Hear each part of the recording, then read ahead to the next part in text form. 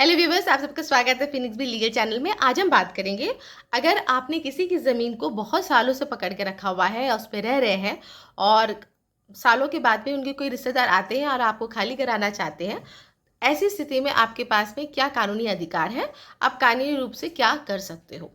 तो चलिए आज इसी के बारे में हम बात करते हैं। देखिए, अगर हम ये कह रहे हैं कि हम किसी की ज़मीन पे रह रहे हैं, तो सीधा-सीधा मतलब है ये जो हमारा कब्ज़ा है, ये प्रतिकूल कब्ज़ा है। और जब हम प्रतिकूल कब्ज़ा के बारे में बात करते हैं, तो प्रतिकूल कब्ज़ा में 2 बातें बहुत इम्पोर्टेंट आ जाती है कि आपका कब्ज़ा कितने समय का है, और ये समय जो है, जो 12 साल का जो वक़्त बताता है प्राइवेट प्रॉपर्टीज़ में, आपका ये कब्ज़ा 12 साल से पहले का है या 12 साल के बाद का ये सिचुएशन हुआ है। तो इन्हीं दोनों सिचुएशन के बारे में हम बात करेंगे कि अगर आपने ज़मीन को पकड़ के रखा है और ये 12 साल से कम है और कोई रिश्तेदार आके आपको खाली कराता है, तब क्या करें। दूसरा सिचुएशन, जब आपकी कब्ज़ा 12 साल से अधिक की हो चुकी है और तब कोई रिश्तेदार आता है आपसे खाली करवाने के लिए, तब आप क्या करना चाहिए। दोनों ही स्थिति में कुछ काम होते हैं जो अलग अलग हो जाते हैं। तो चलिए पहले बात करते हैं ऐसे टाइम पे जब आपकी कब्ज़ा 12 साल से कम की है और रिश्तेदार आते हैं आपसे खाली कराने के लिए। सबसे पहला और मोस्ट इंपॉर्टेंट चीज़ आपको देखना है कि ये जो रिश्तेदार जो आ रहे हैं, ये है कौन। क्योंकि रिश्तेदारों की जो, अगर हम इनहेरिटेंस की बात करते हैं हिंदू सक्सेशन एक्ट के हिसाब से, तो हमारे जो रिश्तेदार की जो आती है कैटेगरीज में आ जाते हैं। Class 1 hairs, class 2 hairs, class 3 hairs and class 4 hairs. जो क्लास 1 हेयर्स होते हैं वो इमीडिएट होते हैं। फॉर एग्जाम्पल, ए के बच्चे हो गए, उनकी वाइफ हो गई है ना, ये क्लास 1 हेयर में आ जाते हैं। अगर हम बात करें क्लास 2 हेयर की, अगर हम बात करते हैं, तो ये रिश्तेदार हो जाते हैं, जैसे चाचा हो गया, जो है जिसकी जो डेथ हुई है उसकी बहन हो गई, तो दूर के थोड़े से हो जाते हैं। मैं क्लासेस के बारे में बात नहीं करूँ क्योंकि वो बहुत लंबा ही टॉपिक है, अलग ही टॉपिक हो जाता है। तो सबसे पहले आपको ये चीज़ पता करना है कि जो आपसे खाली करा रहे हैं, जो रिश्तेदार आके आपसे खाली करा रहे हैं, ये कौन से हेयर में आते हैं, कौन से क्लास ऑफ हेयर में आते हैं। अगर इमीडिएट हेयर हैं, तो ऐसे सिचुएशन में आप उनको बोल सकते हैं कि आप उनको एक लीगल नोटिस दे सकते हैं और बोल सकते हैं कि हमारा ये कब्जा तो इतने समय से, बस 5 साल हो गए, 7 साल हो गए, जो भी है, इतने समय से हम इसमें रह रहे हैं और हम नहीं खाली करेंगे। तो इसमें जो आपसे खाली करा रहे हैं उनके ऊपर में आ जाता है कि वो कोर्ट में जाए और आपको खाली कराएं। लेकिन आप बोलोगे अब हम नोटिस क्यों देते, कि नोटिस अगर आप दे दोगे तो आपको 2 फ़ायदा हो जाएगा। सबसे पहला बात, सामने वाला पार्टी कोर्ट में जाएगा या नहीं जाएगा, ये तो बात हम नहीं बोल सकते, लेकिन उसका 50-50% चांसेस रहता है। लेकिन द मोमेंट आपने एक लीगल नोटिस दे दिया है, तो मतलब सीधा सीधा आपने एक चीज़ डिक्लेयर कर दिया है कि आपके कब्जे में ज़मीन है और सामने वाले को ये पता हो गई है कि आपके कब्जे में ज़मीन है।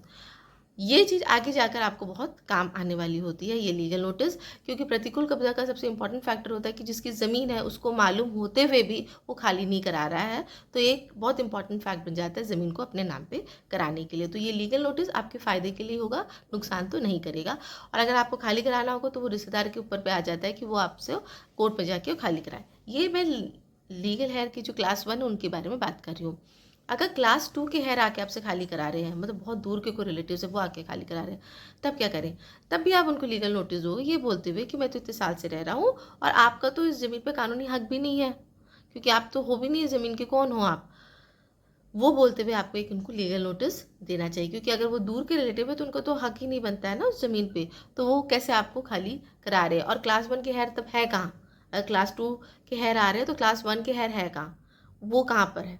तो ये बात भी इसमें आ जाती है। तो दोनों ही सिचुएशन पे आपको एक लीगल नोटिस तो भेजना ही चाहिए, जिससे क्या होता है कि आपका अपना जो एक डॉक्यूमेंट्री एविडेंस जिसे हम बोलते हैं वो भी क्रिएट हो जाता है। और जो प्रतिकूल कब्जा की जो सबसे इंपॉर्टेंट फैक्टर जो होती है कि सामने वाले को जानकारी में होनी चाहिए कि आपके कब्जे में है, तभी आप उसको अपने नाम पे करा सकते हो।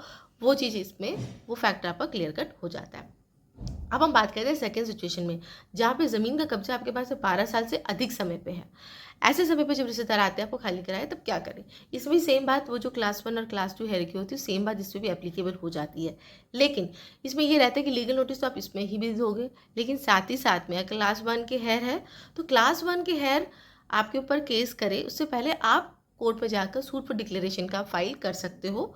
जो क्लास 1 हेयर जो आपको खाली कराने के लिए, उनको पार्टी बना के आप फाइल कर सकते हो और ज़मीन को अपने नाम में कराने का जो भी आगे का जो प्रोसेस होता है कोर्ट का, वो आप कर सकते हो। देखिए, जो सेकंड सिचुएशन में होती है, इसमें आपके पास में अधिकार आ जाता है कोर्ट में जाने का। अगर 12 साल से ऊपर हो गई है तो आपके पास में अधिकार आ जाता है कोर्ट में जाके ज़मीन को अपने नाम में कराने की। लेकिन इसमें भी पहले तो नोटिस तो देना ज़रूरी होता ही होता है। अब बात करते हैं उन रिलेटिव्स की जो बहुत दूर के हैं, मतलब क्लास 2, क्लास 3, क्लास 4 के रिलेटिव हैं। तो इसमें भी बात सिंपल सेम सेम आ जाती है। इनको भी आप नोटिस दीजिए, पहले तो बोलिए आपका कोई हक ही नहीं बनता है इस मामले में, हमें खाली कराने का आपको कोई हक ही नहीं है।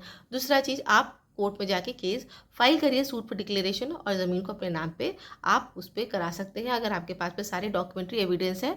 डॉक्यूमेंट्स के बारे में मैंने एक डिटेल वीडियो बनाया था जो मैंने यहाँ पे डाल दिया है, आप जाके उनको देख सकते हो प्रतिकूल कब्जा के बारे में। तो ये दोनों ही स्थिति पे कानूनी कार्रवाई की अगर हम बात करें तो यही होता है कि आप उनको खाली करा सकते हो, और बाकायदा नोटिस वगैरह जो होता है वो देकर आगे का केस जो सेकेंड वाले में है वो आप जाके करा सकते हो। Thank you so much for watching my video. अगर कोई सवाल है तो आप पूछ सकते हो कमेंट सेक्शन में। Thank you.